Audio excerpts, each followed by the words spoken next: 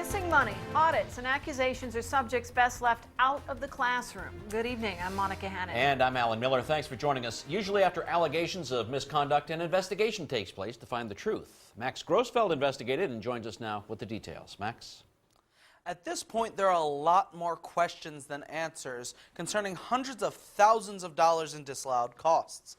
There are missing receipts and records for 3 years of expenditures at a school on the Standing Rock Reservation dating back to 2009. The sound of scandal is growing louder at Sitting Bull School. We had no idea that this money was gone. We didn't even have a clue what was going on until we start getting involved. The money Dale Weasel is talking about comes to more than $600,000.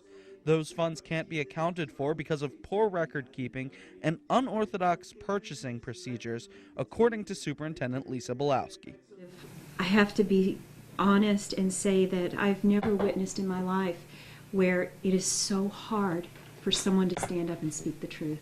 The truth Bielawski is seeking occurred during former Superintendent Dave Archambault Sr.'s tenure. That was impossible to do what they allege, and we'll get to that in the court alone. That's impossible what they say. I couldn't believe it when I heard that. Archambault says mistakes may have been made, but he's defending his record. In audits, there's no pristine, there is no such thing as anybody not doing anything wrong. If you go to audits, every institution that gets audited, they have findings on them. They have weaknesses. That record, according to school audits, includes unsupported and unallowed expenditures, unsecured deposits and investments, and undocumented costs.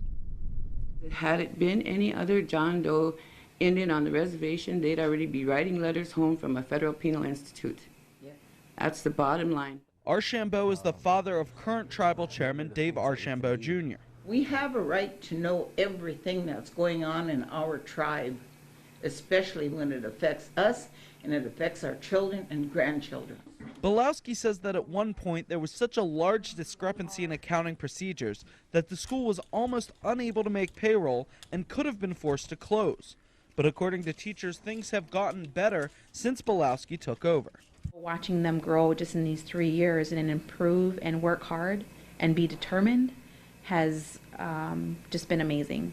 Numbers not adding up isn't the only issue facing this school.